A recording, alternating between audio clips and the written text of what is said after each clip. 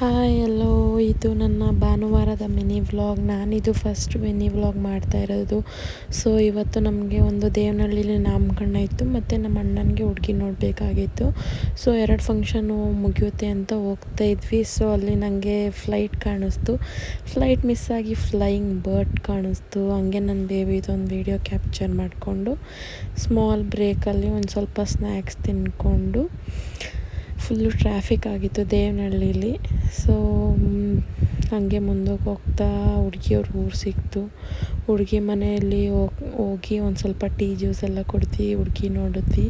So ಇವಾಗಲೇ ಹುಡುಗಿ ಯಾರು ಅಂತ ರಿವೀಲ್ ಮಾಡೋದು ಬೇಡ, ಅವ್ರನ್ನ ನೋಡಿಕೊಂಡು ನಾಮಕರಣ ಜಾಗಕ್ಕೆ ಹೋದ್ವಿ.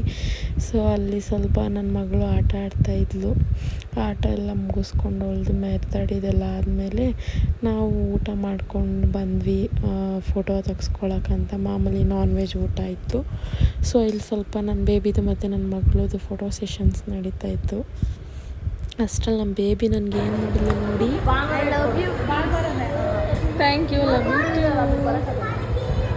She always love me so much. So ಅಲ್ಲಿಂದ ಊಟ ಎಲ್ಲ ಮುಗಿಸ್ಕೊಂಡು ನಾವು ಹೊಟ್ವಿ ಬೆಂಗಳೂರು ಕಡೆಗೆ. ಸೊ ಮುಗಿಸ್ಕೊಂಡು ಬಂದಮೇಲೆ ನಮ್ಮ ಅತ್ತೆನ ಟೋಲ್ಗೇಟಿಗೆ ಡ್ರಾಪ್ ಮಾಡಿ ನೆಕ್ಸ್ಟ್ ನಾನು ಆಟೋದಲ್ಲಿ ಹೋದೆ.